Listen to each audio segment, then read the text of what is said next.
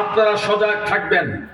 কিছু হিন্দুত্ববাদী যুবকেরা মাঠে ময়দানে কাজ করতেছে, আপনার কাছে মুসলমান হবে বলে এরকম স্বীকৃতি প্রদান করে আপনার সাথে সম্পর্ক জড়ায় দিচ্ছে এবং একটা পর্যায়ে আপনার সাথে বন্ধুত্ব স্থাপন করে আপনাকে নষ্ট করে এই বাংলার জমিন থেকে বিতাড়িত করে ভারতে পাচার করে দেওয়ার সিদ্ধান্ত চলছে।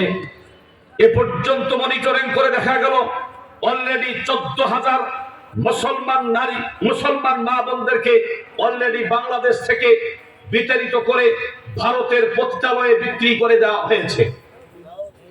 সুতরাং আমি মা বোনদেরকে বলবো, যদি কোন রকমের কোন হিন্দুত্ববাদী এই ধরনের প্রলোভন আপনাকে দেখায়, আপনি সঙ্গে সঙ্গে আইনের আশ্রয় নেবেন, অথবা ত্রিপল লাইনে ফোন দিয়ে আপনি প্রশাসনকে সহযোগিতা করে সাটান আপনি প্রশাসনদের হাতে উঠাই দিবেন। তা না হলে আপনাকে এই বিচ্যুতির শিকার হতে পারে, মানে আপনি হতে পারেন। এই বিষয়টা আপনাকে মেসেজ দিয়ে আসুন আমরা আলোচনা শুরু করি। কাজেই আমি বিনয়ের সাথে বলি, মা বোনদেরকে বলি, মা আপনি বলবেন তুমি যদি মুসলমান হতে চাও তা আমার কাছে কেন? ওলামায়ে কেরাম আছে না, তারাগঞ্জে বড় বড় হুজুর আছে না, তা হুজুরের কাছে মুসলমান না হয় মা বোনদের কাছে মুসলমান, এটা শয়তানি। যদি এরকমের কোন বেয়াদবদের দেখা আপনাদের হয়ে যায়, থাপ্পড় দিয়ে দাঁত ফেলায় দিবে। কথা বলেন ঠিক না বেঠিক? হাত আল্লাহকে দেখায় দাও। লিল্লাহি তাকবীর, লিল্লাহি তাকবীর। আমার ভাইরা, আমার বন্ধুগণ, তাই আমরা শুনতে এসেছি কি?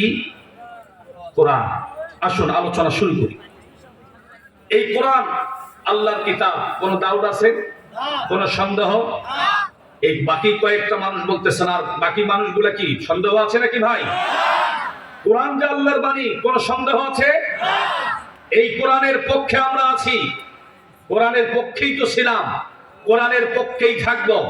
এই কোরআনের বিরুদ্ধে যারা কথা বলবে, কোরআনের বিরুদ্ধে যারা অ্যাকশন গ্রহণ করবে, কোরআনকে জমিন থেকে উৎখাত করে দেওয়ার যারা পায়তারা করবে, যারা বিসমিল্লাহ উঠায় দেওয়ার মতো দুঃসাহস দেখিয়েছিল, আমরা দেখেছি ইতিহাস সাক্ষী।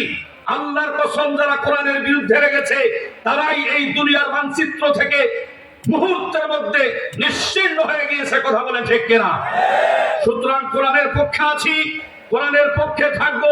প্রয়োজনে নির্যাতনের শিকার হব, কারাগারে যাব, প্রয়োজনে ফাঁসির মঞ্চে যাব, তবুও কোরআনের পক্ষে থাকবো। কারা কারা থাকবো আর একটাবার আল্লাহকে দেখায় দাও।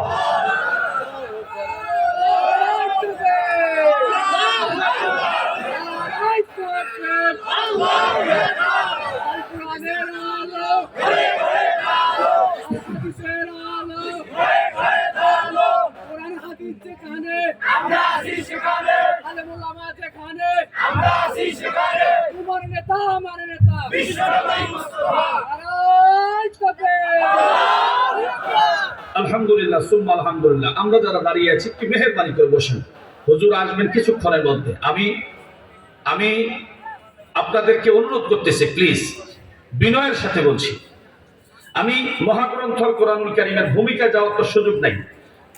মহাগ্রন্থ কোরআনুল কারীমের 25 নম্বর সূরা, সূরাটির নাম হচ্ছে সূরাতুল আল ফুরকান। এই সূরাতুল আল ফুরকানের 63 নম্বর আয়াত আমি আপনাদের সামনে পাঠ করেছি। আল্লাহ যদি চাহে তো কিছু কথা এখানে আছে, আল্লাহ যদি কবুল করেন এবং আপনাদের ধৈর্য যদি আমি পাই এবং আপনাদের ভালোবাসা যদি পাই, তাহলে ইনশাআল্লাহ কিছু কথা যদি বলি, আশা করা যায় এখান থেকে কিছু কথা আমরা, কিছু শিক্ষা আমরা এখান থেকে নিয়ে বাসায় যেতে পারবো। বলেন আলহামদুলিল্লাহ, বলেন আলহামদুলিল্লাহ।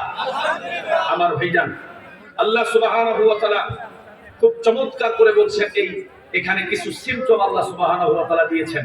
সুতরাং